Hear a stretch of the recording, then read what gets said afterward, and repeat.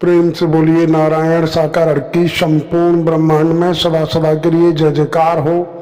साकार जगत जननी महामातेश्वरी की संपूर्ण ब्रह्मांड में सदा सदा के लिए जय जयकार हो। सर्वप्रथम नारायण साकार परमात्मा जी, साकार जगत जननी महामातेश्वरी जी, आपके श्री चरणों में मुझ आत्मा का बारंबार कोटि कोटि नमन स्वीकार हो। देवियों महापुरुषों, हम आज चर्चा करेंगे नारायण साकार हरि परमात्मा जी के द्वारा भेजे हुए नुमाइंदे, जिनका नाम हम रामचंद्र जी के रूप में, श्री कृष्ण जी के रूप में, ब्रह्मा विष्णु महादेव जी के रूप में समझ सकते हैं।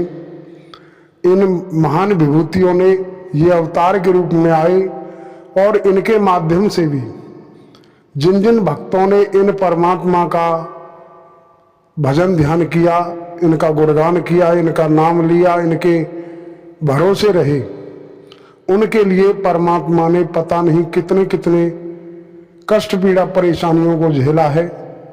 हम आप देख सकते हैं, वर्तमान समय में भी हम आप देख रहे हैं, तमाम प्रकार की बीमारियों को स्वयं परमात्मा अपने ऊपर ले लेते हैं। अन्यथा ये परमात्मा नारायण साकार हरि जी को क्या आवश्यकता पड़ी किसी डॉक्टर के सहारे की। देवियों महापुरुषों, नाम आता है सुदामा जी का। सुदामा जी जब वासुदेव श्री कृष्ण से मिलने गए, उस समय कितने कष्ट पीड़ा परेशानियों को झेलते रहे, कितनी की पीड़ाओं को उन्होंने झेला। और जब वहां पहुंचे तो वासुदेव श्री कृष्ण स्वयं बाहर चल करके आए और उनको गले से लगा लिया और वापस रथ में बैठाल कर अपने महल में ले गए। और वहां का एक शब्द आता है कि पानी परात को हाथ छुओ नहीं, नैनन के जल से पग धोए। परमात्मा ने कभी भी अपनी पैर पुजाई नहीं कराई, बल्कि उल्टे भक्तों के चरण धोए हैं। कैसी इनकी अद्भुत अवर्णनीय लीला है। ये तो इनकी लीला का पार किसी ने नहीं पाया। कहा जाता है इनके विषय में कि 7 समुद्र की मत्स्य करूँ लेखन सब बन राय, और सब धरती कागज करूँ नारायण साकार हरि गुण लिखा न जाए। देवियों महापुरुषों, इन परमात्मा के विषय में संत महापुरुषों ने अपने अनुभव अनुसार कहा है कि सारे समुद्र की स्याही बना ली जाए, सारी वनस्पति की कलम बना करके और पृथ्वी का कागज बना लिया जाए। समस्त ब्रह्मांड के समस्त जीव इनकी गाथाएं, इनकी रहमतों को, इनकी मेहर को, इनकी कृपाओं को अगर लिखने लग जाएं तो वनस्पति की कलम छोटी पड़ सकती है, समुद्र की स्याही कम पड़ सकती है, धरती का कागज छोटा पड़ सकता है।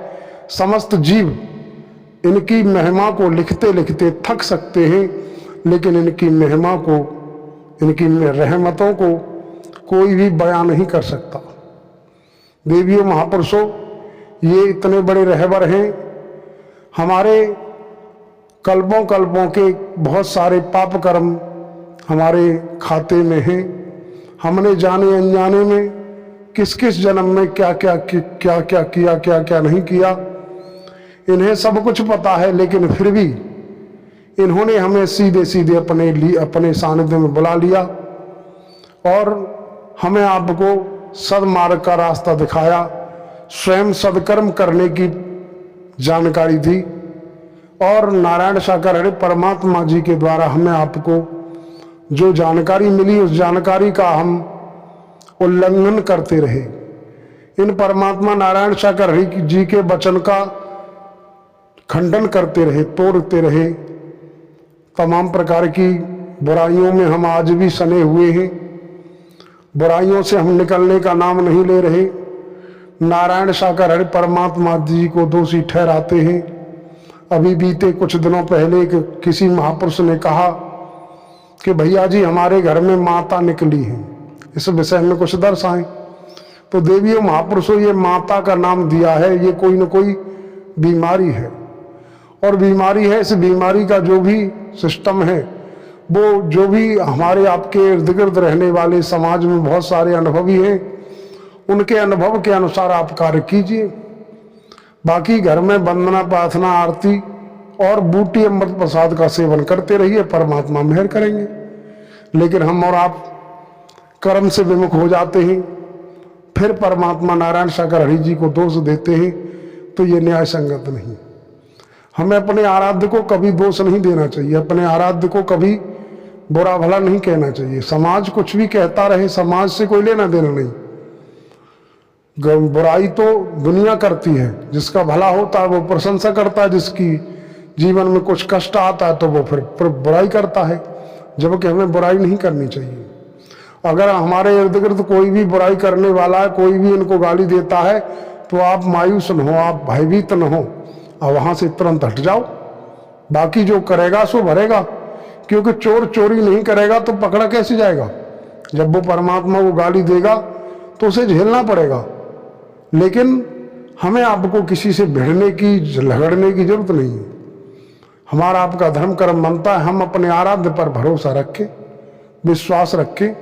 सुदामा जी को भरोसा था, सुदामा जी के जीवन में बहुत बहुत बड़ी कष्ट, पीड़ा, परेशानियां आई, यहाँ तक कि कई कई दिनों तक उन्हें खुद भी भूखा रहना पड़ा, उनके बीवी बच्चों को भी भूखा रहना पड़ा, लेकिन उन्होंने कभी उफ तक नहीं की, कभी भी आराध्य को दोष नहीं दिया।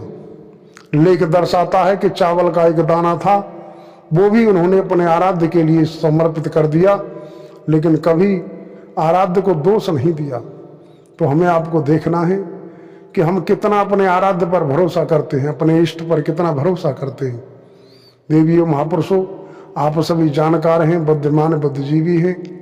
हम इस और क्या कहें, हम तो सिर्फ बारंबार यही रिक्वेस्ट करेंगे, यही प्रार्थना करेंगे कि आप थोड़ा सा अपने आप में अपने आराध्य के प्रति मजबूती के तहत विश्वास को बनाए रखो।